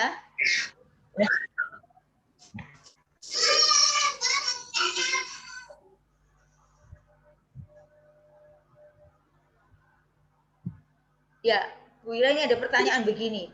Kalau anak sudah usia 10 tahun ke atas belum bisa membedakan makanan basi bagaimana? Belum bisa membedakan makanan basi dari perasanya atau dari baunya atau apa dari apanya Umi? Nah, nggak disebut ini. Bu Siti dari Madiun, bagaimana tuh? Yang bertanya, Saya Bu Siti kalau dari misalnya Madiun. informasinya nggak lengkap juga susah ya Umi ya. Susah ya? Ya Iya. oke. Jadi Kita yang lainnya ya Bu ya. pertanyaan lain aja ya Umi ya, karena informasinya Iya Bu. nggak. Ada.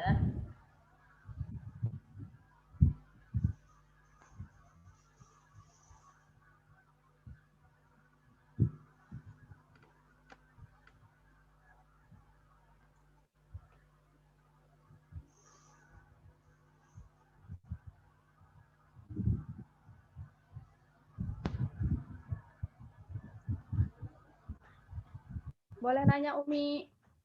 Oh, boleh, silahkan. Ya, Assalamualaikum warahmatullahi wabarakatuh. Waalaikumsalam. Waalaikumsalam warahmatullahi wabarakatuh. Wanita, saya dari Sampit. Mohon maaf. Ini anak saya kebetulan umur tanggal 16 Juni ini 7 tahun.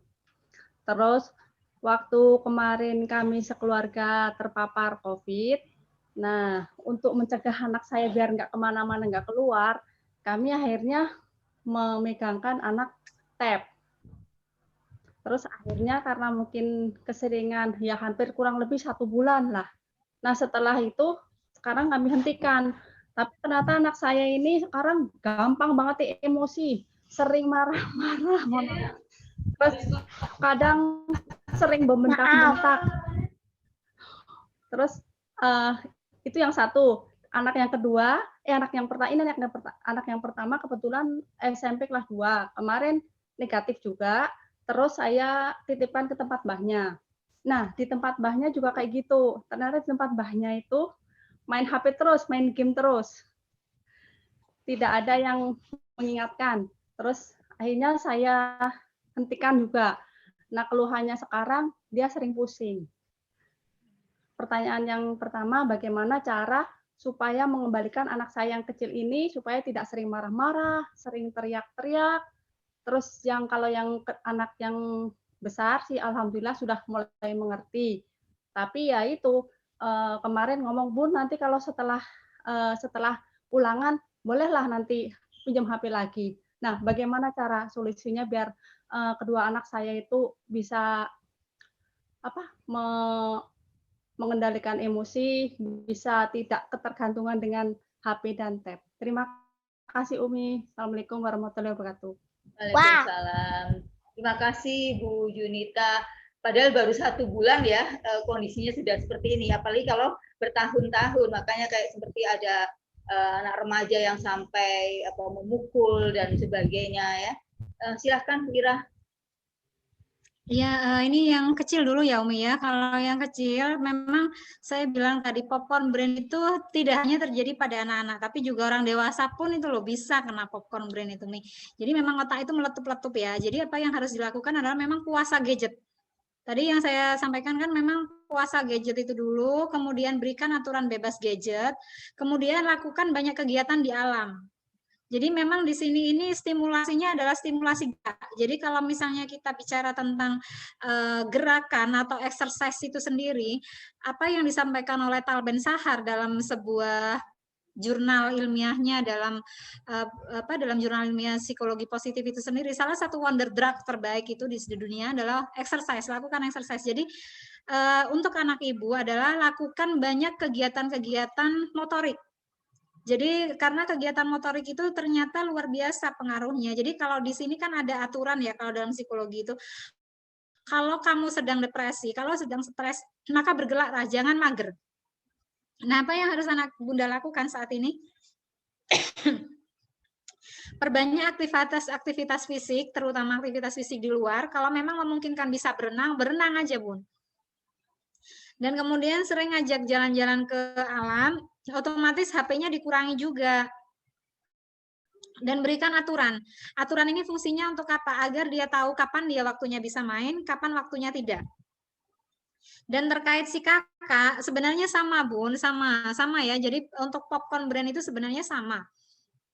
Tapi kalau memang sudah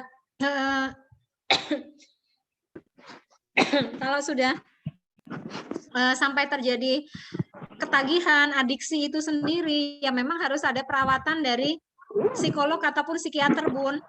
Dan masalah dia sering ngomong, sering pusing, itu adalah salah satu gejala dari sindrom tech-snack. Itu adalah salah satu sindrom yang diakibatkan kebanyakan menunduk main HP. Karena begini, tech-snack itu terjadi begini, kalau kita menunduk 0 derajat, maka beban yang ada di leher itu sampai 5,5 kilo. Kalau menunduknya itu 15 derajat, itu bebannya 12,3 kilo. Makanya pusing. Nah, kemudian kalau misalnya dia menunduk 30 derajat, otomatis dia itu akan merasakan beban 18 kilo. Ini adalah sindroma tech-neck namanya. Dan ini sudah terjadi. Jadi di sini antara sudut kepala yang menunduk dengan beban yang ditumpu oleh tulang belakang itu memang mengalami gangguan. Jadi sangat luar biasa ya Bun ya. Jadi kalau misalnya itu diteruskan maka akan terjadi nyeri di area leher, mati rasa dan kesemutan juga pada ujung kaki dan tangan, lalu sakit kepala yang luar biasa hebat.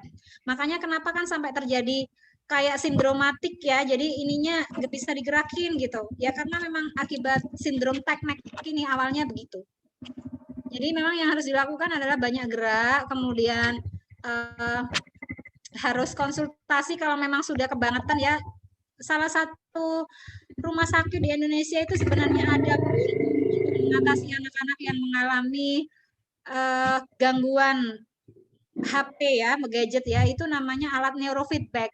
Yang punya itu hanya Kalbar atau Kaltim ya, saya lupa. Satu-satunya itu yang punya di Indonesia. Tapi memang mahal, memang masih pengobatannya. Tapi kalau selama ini yang terjadi memang kalau di Jawa dan di beberapa tempat yang memang harus dirawat di rumah sakit jiwa, kalau memang sudah luar biasa gangguannya. Seperti kemarin kasus pasien saya, kebetulan anak yang baru pegang HP sekitar 3 bulanan. Ternyata dibiarin sama bundanya itu kemarin sudah kondisi depresi, sudah sedia alat kecil, jadi tali kecil. Jadi tali kecil itu ibunya bilang gini, masa anak saya mau bunuh diri Bu? Kemungkinan bisa seperti itu Bu kalau memang sudah pada tingkat depresi. Tapi kan talinya cuma kecil gitu. Terus saya bilang gini, meskipun tali kecil Bu, kalau itu jerat leher ya udah, saya bilang gitu. Ibu jangan anggap enteng gitu kan, saya bilang. Ya harus dilakukan ini segera pengobatan. Ya memang harus akhirnya kita bawa dulu ke psikiater untuk dapat obat karena kita psikolog nggak boleh pakai obat. Setelah psikiaternya kasih obat, sudah dalam masa-masa itu baru kita yang psikolognya melakukan terapi untuk penyembuhannya. Jadi begitu Bunda. Jadi diingatkan saja bahwa 0 derajat itu aja loh. Nggak ada nunduk ya, pegang HP itu berat yang disanggah oleh ini sudah 5,5. Bayangin kalau sampai begini, Bu. Jadi begitu. Mungkin itu aja Umi. Jadi begitu nggih Bu Junita. Serem banyak juga, gerak. Ya, banyak gerak betul. Apalagi remaja Ibu Ira ya, laki-laki aktivitas fisik itu mungkin juga mereka sampai rumah lelah langsung tidur ya. Tapi kalau aktivitas mager, praktis memang, juga Mi. Ya, aktivitas betul. Praktis diajarkan harian ya, life skill ya, betul, tanggung jawab juga. Wira, ini ada pertanyaan dari Bu Endang Ismaya. Bu Ira, para salafus soleh dulu usia dini kurang lebih 5 tahun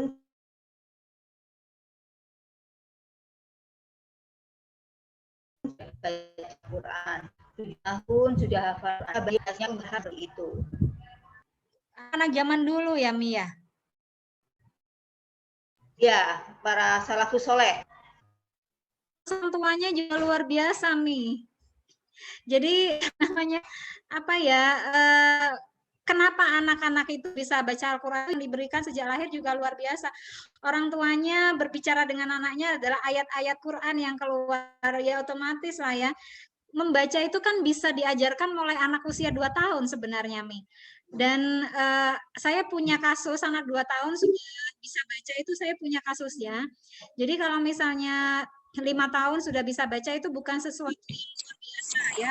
Apalagi kalau misalnya orang tuanya itu tirakatnya luar biasa, orang-orang solih gitu kan. Kemudian makan dijaga halal toyibnya gitu, apalagi kan. Kemudian yang namanya penelitian itu kan sudah ada ya, anak-anak belajar huruf hijaiyah sama huruf Latin itu lebih mudah belajar huruf hijaiyah. Ini penyebabnya ya mungkin karena struktur dari huruf hijaiyah itu sendiri, mungkin juga ya karena luar biasanya huruf hijaiyah ya. Saya kurang begitu membaca dulu kenapa kok belajar huruf hijaiyah itu lebih cepat anak-anak daripada huruf Latin. Saya kurang membaca itunya, jurnalnya dulu dan hasil penelitiannya. Tapi yang pasti anak-anak zaman dulu berbeda dengan anak zaman sekarang. Kata Sayyidina Ali kan sudah disampaikan, anakmu itu didilainya sesuai seperti itu ya, karena pendidikan yang diberikan itu berbeda dengan apa yang kita lakukan. Kita ingat bagaimana seorang ibu Imam Syafi'i yang menjaga makanan Imam Syafi'i itu aja loh, Syafi'i kecil masih bayi gitu, gara-gara dia kelaparan dikasih tetangganya makan makanan, saking takutnya ibunya ini makanan ini halal apa haram, itu Imam Syafi'i sampai di ini kan Bu, di jantung kan Umi, jantung waktu itu agamanya keluar gitu kan. Nah, bagaimana anak-anak kita hari ini, bagaimana kita hari ini sebagai orang tua, ya itu berbeda. Jadi kalau zaman dulu ya ya jangan ditanya gitu, karena memang perlakuannya beda, kesolihannya beda, kiraatnya beda. Jadi Allah sudah mengaruniakan sesuai dengan DNA itu sudah diberikan Allah sesuai dengan zamannya. Anak-anak zaman sekarang nggak diajari teknologi, sudah pandai teknologi karena DNA-nya sudah Allah install seperti itu. Jadi begitu ya Umi ya. Jadi nggak usah heran Bu, kalau Ibu mau seperti itu bisa, asalkan Ibu juga seperti ibunya Imam Syafi'i. Ya, Ada yang raise hand ya? Ada yang raise hand tadi. Ada yang raise hand katanya Umi. Siapa Bu ya? Ian. Bentar, saya Bunda Ian. Ya, silahkan Bu. Bunda Ian, silahkan. Assalamualaikum warahmatullahi wabarakatuh. Waalaikumsalam. Ira, saya Bu Ian dari Bogor. Iya, Bunda. Tadi Bunda menjelaskan di tempat Bunda itu Bunda melakukan observasi kepada anak usia dini, ada dari segi bahasanya ya,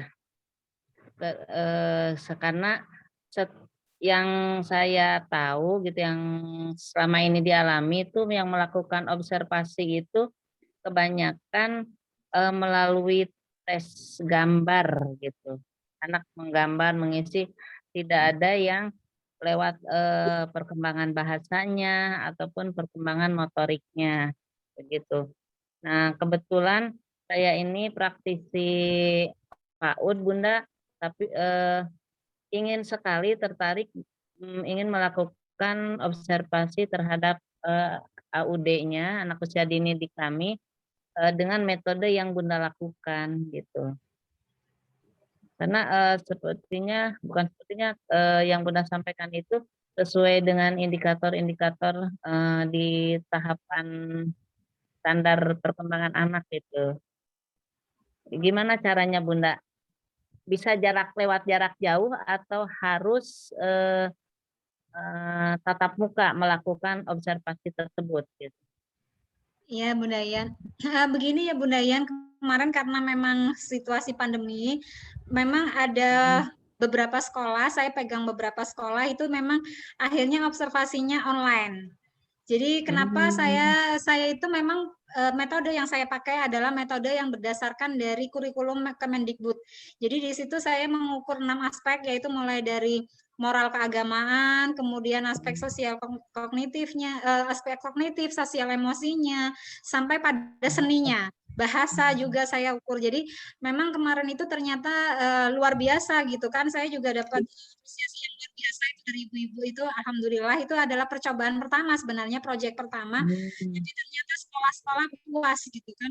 Ternyata bisa mengungkap gitu. Bahkan sampai banyak anak-anak TKB yang harus balik lagi ke TKB itu, dan ibunya juga legowo ya, karena memang setelah observasi selesai ternyata waktu kita putuskan ini yang nggak bisa ke TKB karena tidak bisa ke SD, harus balik lagi ke TKB karena begini-begini, itu dikumpulin jadi satu orang tuanya, kemudian kita bikin kelas lagi, kemudian saya yang menerangkan kenapa sih Bu bahasanya saya kasih nilai sekian, kenapa kemampuan pemahamannya saya kasih nilai sekian, kenapa motoriknya saya kasih nilai sekian karena begini-begini, itu saya sampaikan Bunda Ian.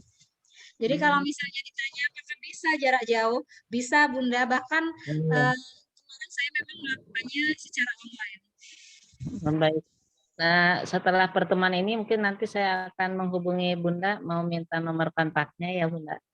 Oh boleh Bunda. Bunda tahu acara ini dari siapa? Saya ikutan di grup KCA. Oh Masya Allah, janji Bunda siap. Ya. Ya, Berarti luar nanti biasa ya, Bunda ya. Ian. Makasih banyak Bunda Ian. Minallah nih saya dipertemukan dengan bunda-bunda yang hebat-hebat dan baik hati untuk berbagi ilmu. Terima kasih jazakumullah. Terima kasih Bunda Ian. Waalaikumsalam warahmatullahi wabarakatuh. Wira ada yang nanya, bagaimana caranya menyuruh anak tanpa adanya kalimat mengancam? Ya, tanpa adanya kalimat mengancam berarti bundanya harus punya banyak perbendaharaan kata, Umi. Bundanya harus belajar tentang kaulan karimah, kaulan sadidah. Jadi kata Rasulullah kan kalau kita berbicara itu kan ada 8 prinsip kaulan ya, kaulan karimah, kaulan layyinah, kaulan sadidah, balighoh gitu kan.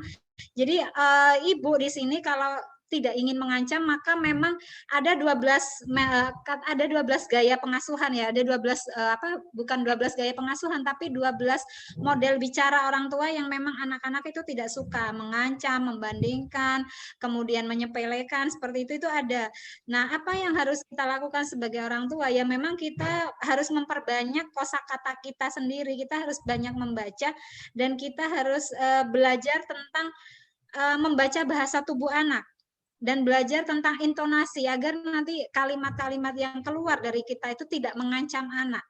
Jadi bagaimana anak itu menerima suatu instruksi atau suatu kalimat dari kita itu sebenarnya dimulai dari kita, Umi. Jadi kalau misalnya saya mau ngomong sama anak saya ya misalnya, ada yang nggak boleh kayak gitu kan, sama misalnya ada yang nggak boleh kayak gitu ya, itu sudah beda Mi. Kalau yang pertama kan ada yang nggak boleh kayak gitu, itu kan sudah ancaman, nakutin juga. Tapi kalau misalnya ada yang nggak boleh kayak gitu ya, itu sudah beda. Jadi memang di sini ini kita mainkan intonasinya, kita mainkan bahasa tubuh. Kadang-kala kan orang tua itu pada waktu berbicara dengan anak tidak memainkan intonasi dan bahasa tubuh. Padahal anak-anak itu butuh untuk butuh intonasi, butuh bahasa tubuh itu sendiri dan diksi, Umi. Pemilihan kata itu loh, Mi. Nah itu loh, mau mengancam apa enggak itu juga tergantung pada diksi yang dipakai. Ibunya harus banyak baca, Mi, biar perbendaharaan katanya banyak. Betul. Di samping itu juga ekspresi kali Bu Ira ya. Kadang-kadang bahasa kita tubuh dari bahasa tubuh ya. Kadang-kadang ketika kita sudah berubah wajah aja, itu kalau anak-anak memang suka dilatih seperti itu, anak tahu bedanya wajah ibunya ya, suka nggak suka dan sebagainya, setuju nggak setuju itu nampak. Bu Ira, ada yang bertanya dari Bu Gladys dari Bogor. Bagaimana tanggapan Bu Ira tentang pembagian otak kanan dan otak kiri yang ternyata saya pernah baca teori tersebut merupakan pseudoscience. Apakah dapat kita terapkan pada pijakan mendidik anak?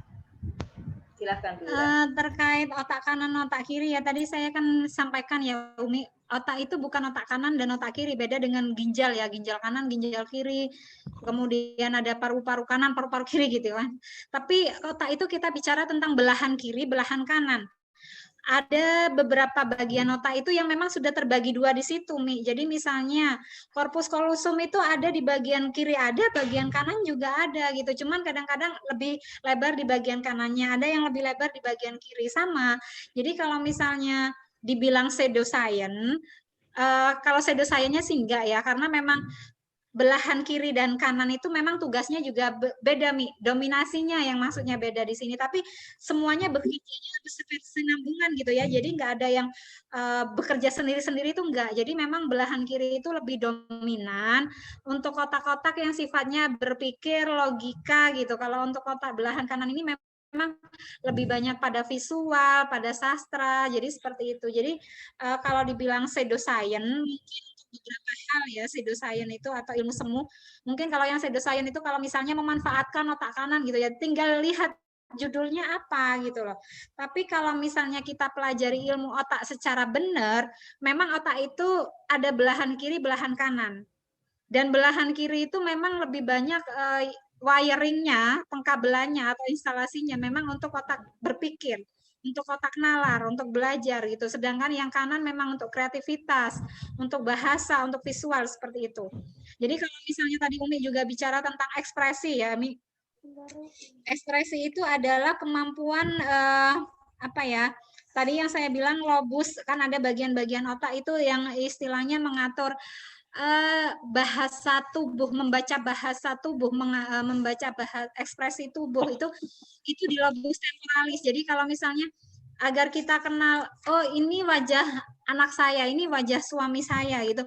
Itu memang ada di lobus temporalis nih. Jadi kalau misalnya lobus temporalisnya bagus, maka si ibu ini mungkin akan pandai juga membaca ekspresi anak. Jadi anak-anak itu pandai membaca ekspresi karena memang lobus temporalisnya memang masih bagus.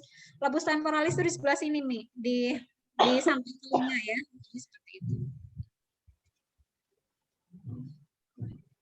Jadi begitu, Mi. Jadi insya Allah kalau dibilang pseudoscience mungkin apa yang jadi kita lihat konteksnya, Mi. Tapi kalau misalnya fungsi dari belahan kiri kanan, ya memang belahan kiri itu lebih banyak memang ngatur fungsi berpikir. Kalau belahan kanan memang fungsi kreativitas seperti itu.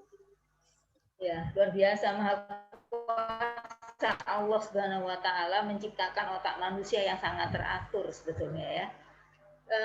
Bu Ira, ada lagi pertanyaan begini, bagaimana dari Bu Gladys Bogor lagi ya, bagaimana sebenarnya pengaruh keterampilan berbahasa terhadap kecerdasan anak? Sedangkan ada fenomena bahwa anak tuli tidak bisa verbal, namun ternyata juga cerdas.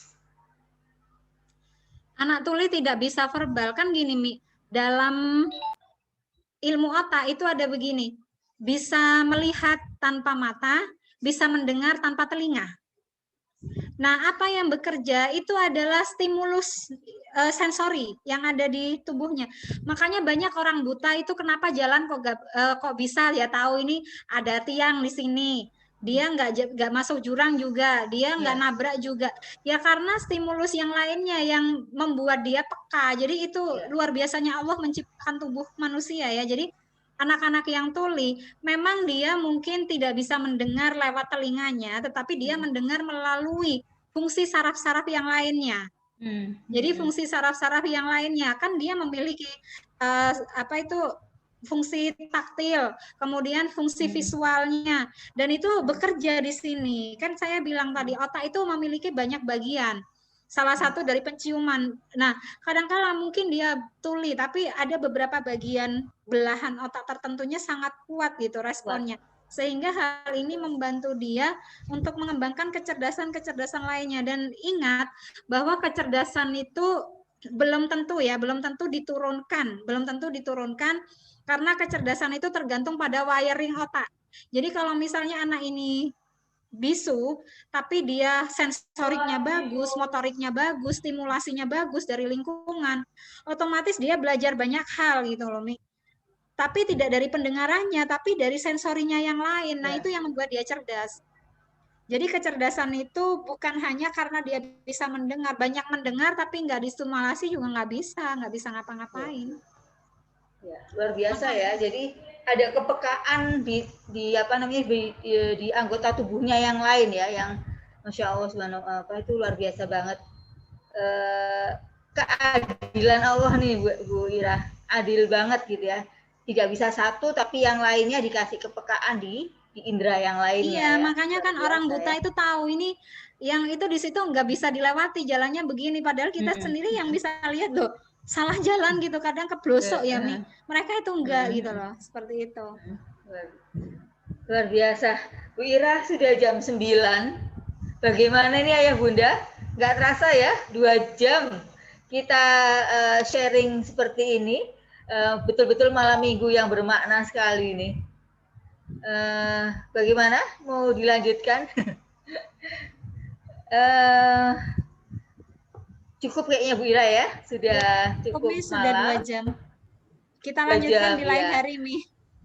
Nah, kita lanjutkan di lain kesempatan. Insya Allah banyak tema-tema menarik yang akan bisa dibahas oleh komunitas Cinta Anak dan komunitas Fafiru Ilallah. Mudah-mudahan kita bisa bertemu di lain waktu dan silahkan Bu Ira untuk closing statement-nya. Yang ingin saya sampaikan sebagai closing statement adalah bahwa fenomena popcorn brain itu adalah salah satu fenomena yang memang banyak terjadi di individu saat ini, baik pada anak-anak maupun orang dewasa. Tapi agar anak dan orang dewasa ini tidak mengalami popcorn brain ini, sebenarnya itu juga tergantung pada bagaimana kita mengatur penggunaan gadget itu sendiri dan juga bagaimana cara bijak kita untuk memanfaatkan gadget itu. Karena yang namanya teknologi itu tetap punya dua sisi ya, sisi yang menguntungkan dan juga merugikan. Jadi saya harap kita sebagai orang tua lebih bijak lagi untuk memahami aturan terutama penggunaan gadget dan bagaimana cara menggunakan gadget yang benar agar gadget itu nantinya benar-benar kita manfaatkan untuk sesuatu yang memang Allah ridho, bukan sesuatu yang Allah murkai. Seperti itu, jangan sampai menyia-nyiakan waktu juga dengan gadget itu. Jadi seperti itu. Begitu. Ya, terima kasih banyak Bu Ira.